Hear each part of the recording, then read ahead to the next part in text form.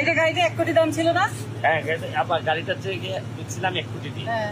আর আজকে এটা বিক্রি করে দিচ্ছি। কেন? কারণ হচ্ছে কি আপনার ওই যে 82 লাখ টাকা দাম হয়েছে এটা। হ্যাঁ। 82 লাখ টাকা বিক্রি করে আর সংসদ সদস্য হিসাবে যে গাড়িটা আমি পাবো মানে ট্যাক্স ফ্রি, এটা আবার কিন্তু আমাদেরই কিনে আনতে হয়। ওটার দাম কত? এটার দাম 1 কোটি টাকা। তা এটা আমার কত বেচবেন? 82 লাখ, মানে আমার আরো 18 লাখ টাকা আমার এটা আরো মানে ভরতে হবে। ওই 18 লাখ কই পাবেন আপনি? এই এত 18 লাখ টাকা? না, আমি চিন্তা করছি যে আমার ব্যাংক পড়ছে লোন দিবে। এটা তো লোনে কিনছিলেন? এটা লোনে কিনছিলাম। এই লোন সে 200 শেষ আজকে শেষ হয়েছে কি আপা, লাস্টে মানে কিস্তি ছিল 60,000 করে, হ্যাঁ। আজকে 2.5 লাখ টাকা দিয়ে ওই যে 82 লাখ টাকা দিয়ে গেছে, ওইখান থেকে 2.5 লাখ টাকা দিয়ে ওইটা শেষ করে দিছি। যাক, তাহলে সংসদ সদস্যের নতুন গাড়িতে আপনি উঠবেন না, বিষয়টা নতুন গাড়ি ওই না, রং কি হবে, সাদা না কালো? সেম হবে। সাদা রং? কারণ আমি অনেক সারা রাত জার্নি করি তো। কালার কি হবে, সাদা না কালো? এই যে পাল। ও, তার মানে রং পাল্টাচ্ছে না।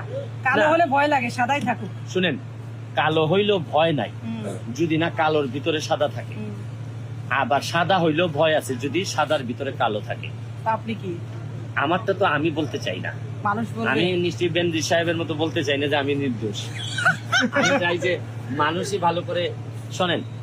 আপনি যতই দুদক বলেন, যতই পুলিশ বলেন, মানুষের বিবেকে হ্যাঁ। সব কিছু লেখা আছে, ধরা পড়ে। আর একটা সমস্যা কি জানেন, যারা অনেক টাকা বানায় তারা একটা পর্যায়ে অন্যায় করতে করতে তারা এটা ন্যায় মনে করে, আর যখন সে বুঝতে পারে এটা অন্যায় তখন তার জীবনে অনেক দেরি হয়ে যায়। আপনার এত সাহসের উৎস কি সততা? আবার নাকি না, অন্য কি? সাহসের উৎস সততা না, তাহলে সাহসের উৎস আমার কেন জানি মনে হয়, হ্যাঁ। আমার বাড়ি তো হবিগঞ্জে, হ্যাঁ। সিলেট হবিগঞ্জে।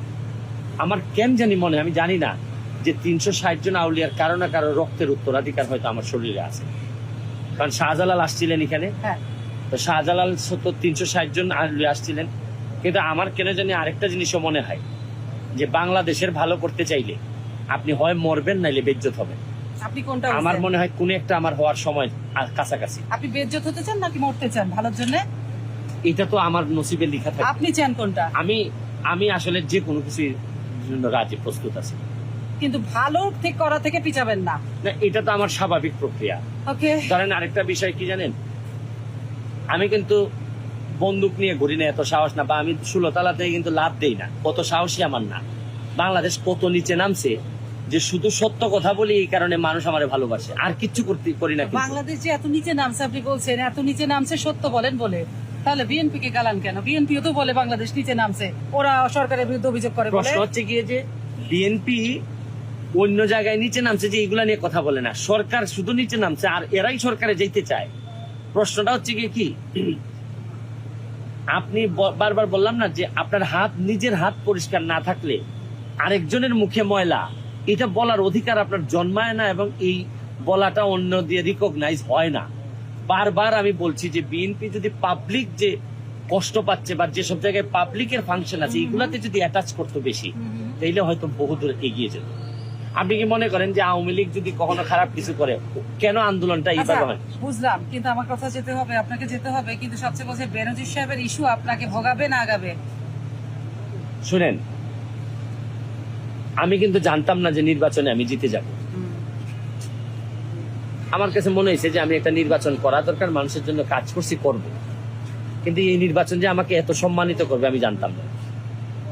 আমি কিন্তু জানতাম না যে একটা ফ্ল্যাট ঢাকায় না হইলেও কোনো না কোনো ভাবে আল্লাহ একটা সংসদে আপনাকে একটা বাড়ি করে দিবেন।